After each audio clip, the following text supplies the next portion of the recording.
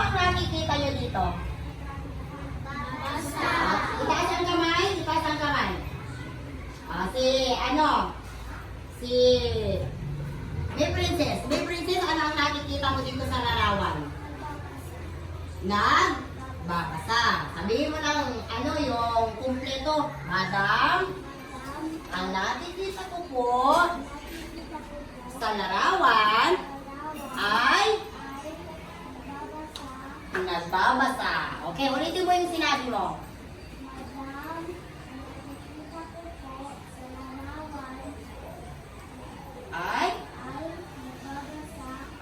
Palakpakan natin si May Princess. Ano ang sinabi ni May Princess na nakikita niya sa larawan? Madam, ang nakikita ko ay nagbabasa. Nagbabasa. Sino-sino yung mga nagbabasa? Sige. Sino pa ang tatayo at sasabihin kung ano ang nakikita nyo dito sa larawan? Uwi, tumayo ka nga. Ano ang nakikita mo pa dito sa larawan? Tumatakbo. Gamitin mo sabihin mo sa complete sentence. Madam, ang nakikita ko po sa larawan ay tumatakbo. Sige, ulitin mo yung sinabi mo.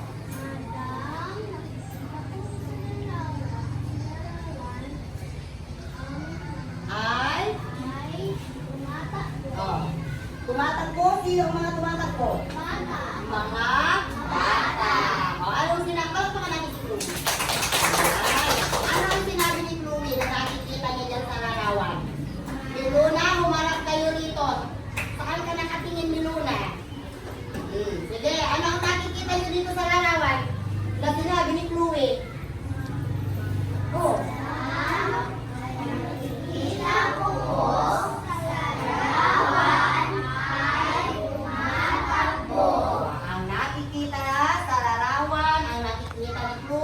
Nakikita nyo sa larawan ay tumatakbo.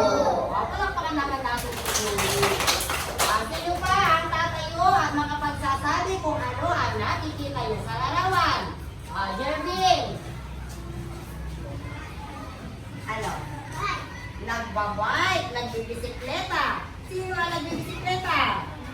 Mga bata. Sabihin mo nga, mga bata. Isa lang.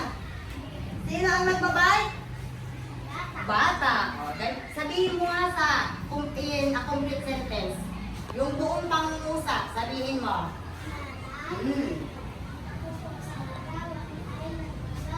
Nagbabike yung bata. Palakpakan naman natin ito sa mga Jervin. Ano daw ang nakikita ni Jervin? Nagbabike ang bata. Ngayon, naintindihan nyo na? Sige, palakpak ako, palakpak ang naintindihan. Kamay sa baba.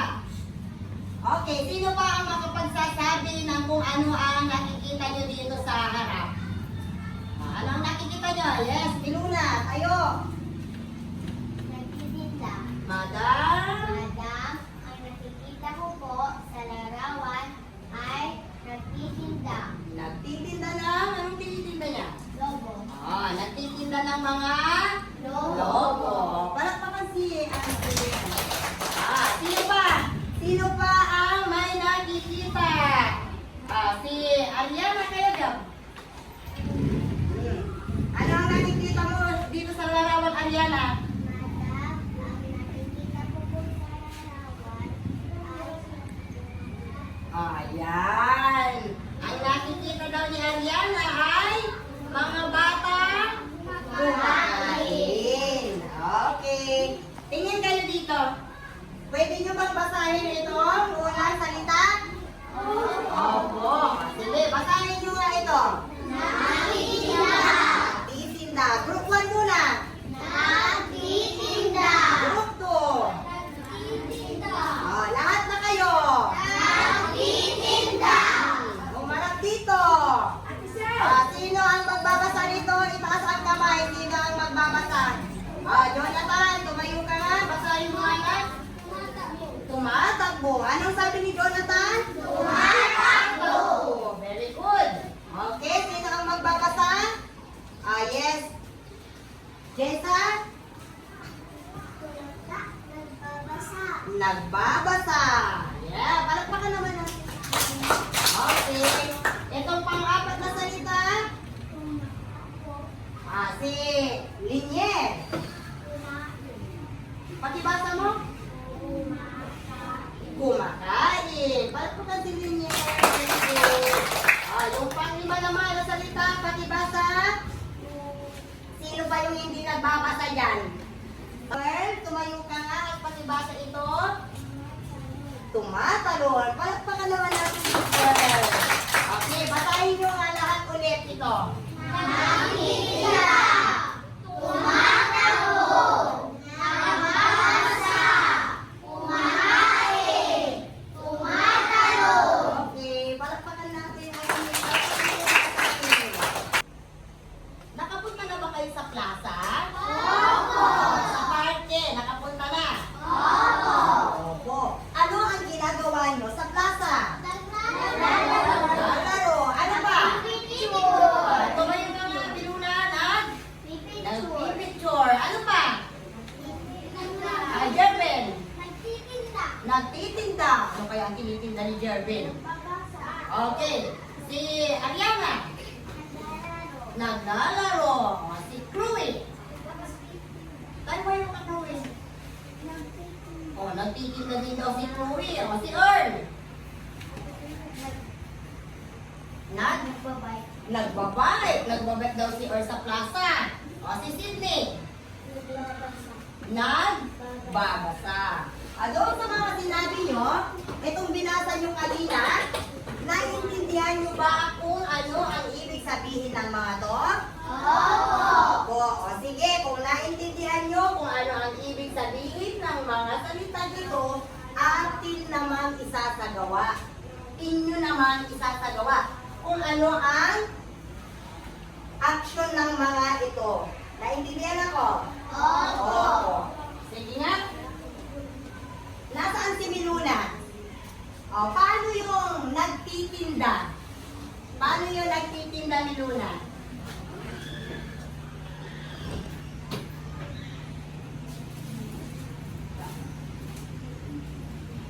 Bulaklak. Bili na kayo. Mura lang. Sinibibili. Ayan, next. Palakpakan naman si Miluna.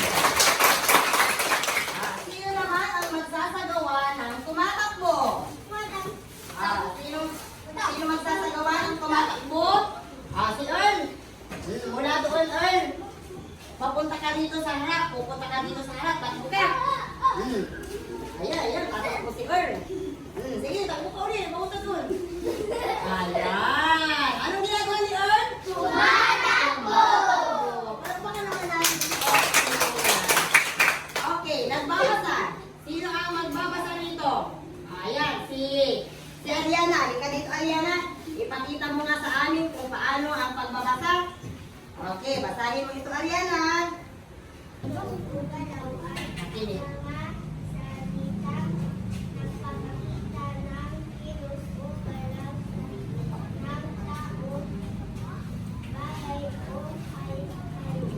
Palakpakan natin si Ariana. Yan ang nagbabasa. Paano naman yung kumakain? Paano yung isasagawa ang kung paano kumain? Halika dito. Sino yung may biscuit dyan? Sino yung may pagkain pa? Halika dito. Ano pangalan mo? Kate Dien. Halika, ganda ng pangalan ni Kate Dien. Kate Dien, ipakita mo sa kaklase mo, sa mga kaklase mo, kung paano ang pagkain ng biscuit. Wow, sana all. Yan. Sarap. Magkain ka. Ganyan ang pagkain ng biscuit, sabi ni Kate Dien. Okay, palakpakan natin si Kate Dien. Sino naman sa inyo ang magpapakita kung paano ang tumalon? Halika dito. Gadget. Halika Galing si Gadget pagdating sa talon eh. Dito ka. Bibilang ako, Gadget. Tapos, gawin mo yung tumalon. Kung paanong tumalon. Ano? Okay. 1, wala pa. 1, 2, 3, talon. Ayan. Ayan. Parang beses. Anong ginawa ni Gadget? Tumalon. Malapakan natin si Gadget. Okay, dito. Ano ang nakikita nyo dito sa larawan? Mga salitang nagbibigay ng kilos o galaw. Okay, sabihin mo nga ulit, Miluna, ano ang nakikita nyo dito sa larawan to? Ano ang nakikita mo dito sa mga binasa nyo at ginawa ninyo? Mga salitang Kilos o galaw. okay, balakpakan natin si Miluna. Ano ang sinabi ni Miluna dito? Ano yung sinabi ni Miluna? Mga salitang kilos o galaw. Okay, mga salita na nagpapakita ng kilos o galaw. Base sa inyong mga binasa na salita dito sa harap, ano kaya ang pag-aaralan natin ngayon? Ano kaya ang pag-aaralan natin ngayon? Si Miluna. Mga salitang nagpapakita ng kilos o galaw. Okay, sabihin mo ulit, Miluna, para marinig ng mga kaklase mo. Madam, Madam, ang pag-aaralan natin ngayon, ang pag-aaralan natin ngayon ay mga salitang kilos o galaw. okay, ano, palakpakan natin si Miluna. Ano sinabi ni Miluna? Mga Salitang kilos mga salitang nagpapakita ng kilos o galaw. Ulitin ulit. mga salitang nagpapakita ng kilos o galaw. Okay, palakpakan. Kung palakpakan na kaintindi. Babasahin natin itong mga pangungusap mula 1 to 5.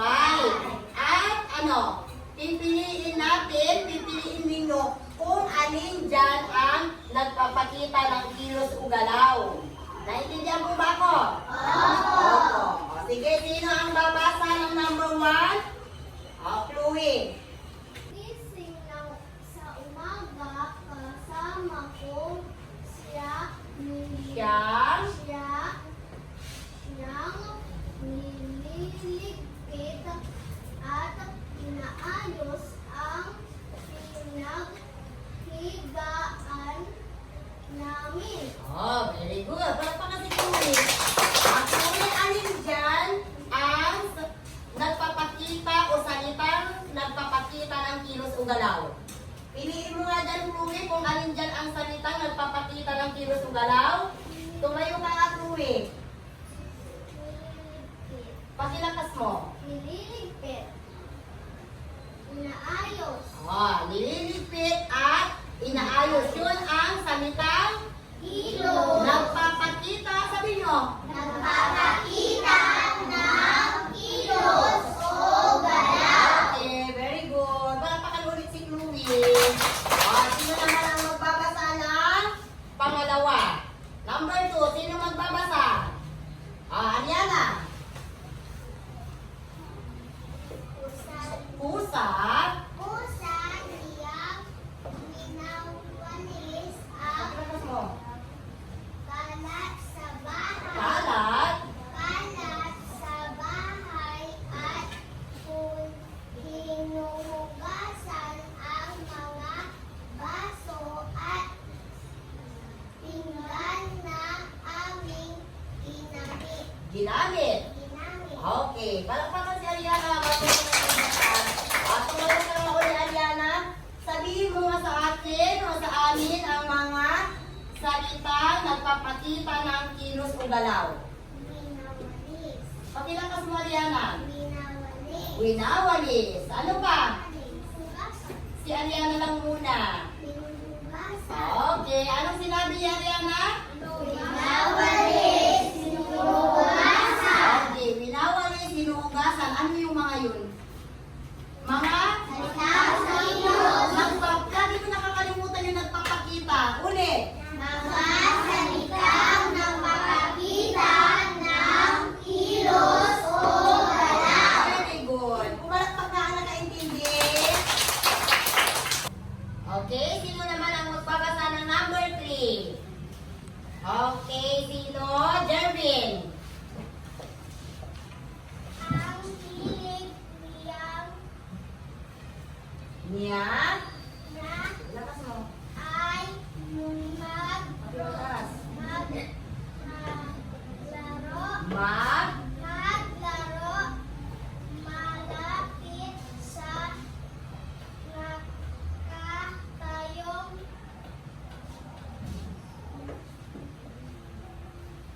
So, bibo bibo. sa may barangay hall. Ayan. Palakpakan naman. Ano, Jervin, marunong sa pagbasa. Okay. Doon sa binasa mo, Jervin, alin dyan ang nagpapakita ng kilos o galaw? Hindi. Tumayo ka, Jervin. Alin dyan ang salita na nagpapakita ng kilos o galaw? Hindi. O, hilig ba? Tama ba yung sinabi ni Jervin? Mali. Mali po. Anong sinabi ni Jervin? Mali. Mali po. Alin dyan? Sino tutulong kay Jervin? Sino tutulong? Ni Luna. Alin dyan ang salita na nagpapakita ng kilos o galaw? Maglaro. Maglaro. Alin dyan ang nagpapakita ng kilos o galaw, Jervin? Maglaro. O, yan. Very good. O, palakpakan si Jervin at si Luna. Okay. Sino ang magbabasa ng number 4? Sino magbabasa ng number 4? Si Ariana Belo. Makila ka sa mo, ha? Isang araw. Isang araw, Isang araw na nagmamadaling nagmamadaling isiyang pumunta si Ariana lang ang magbabasa, ha? sa barangay Kulhul. O, yan. Palakpakan si Ariana. Okay, Ariana, makinig ka sa akin, ha? Makinig kayong lahat. Doon sa binasa mo sa number 4, alin kaya dyan ang salita na nagpapakita ng kilos o galaw? Ariana? Pumunta. Pumunta. Tama ba? Sinabi ni Ariana? Opo. Bigyan siya ng 3 bagsak. Ayan. Very good, Ariana. Okay, sino naman ang magbabasa ng number 5? Sino ang magbabasa ng number 5? Ito. Ilan na? Si May Princess. Magaganan ni Princess. Sige. Pakibasa mo May Princess. Pakilakas mo, ha? Loob Si ng barangay Barangay Hall. Pinanap niya Kapitan Ambo.